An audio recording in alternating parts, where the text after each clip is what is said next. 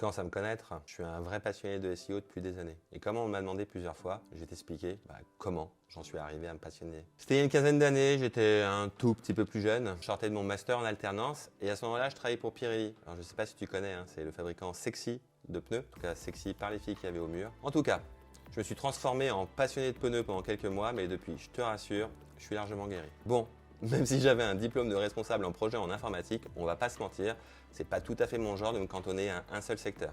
Et le marketing à ce moment-là me faisait beaucoup de pied. J'ai commencé à me former dessus en lisant beaucoup de choses sur internet.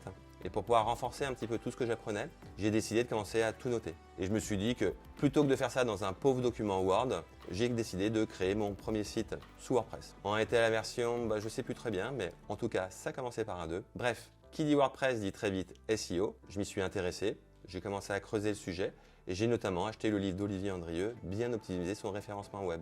Un livre qui, depuis 15 ans, reste toujours ma Bible. Pourquoi? Parce que ce qu'on y apprend vraiment à l'intérieur, c'est que la technique c'est bien, mais ce qui compte vraiment, c'est de faire du bon contenu. Et comme le sujet du SEO m'intéressait particulièrement, j'ai commencé à écrire du contenu dessus, à faire des guides, et c'est comme ça que pendant 6 ans, j'ai été numéro 1 sur la requête référencement WordPress. Un jour, je t'expliquerai comment je ne suis plus devenu numéro 1.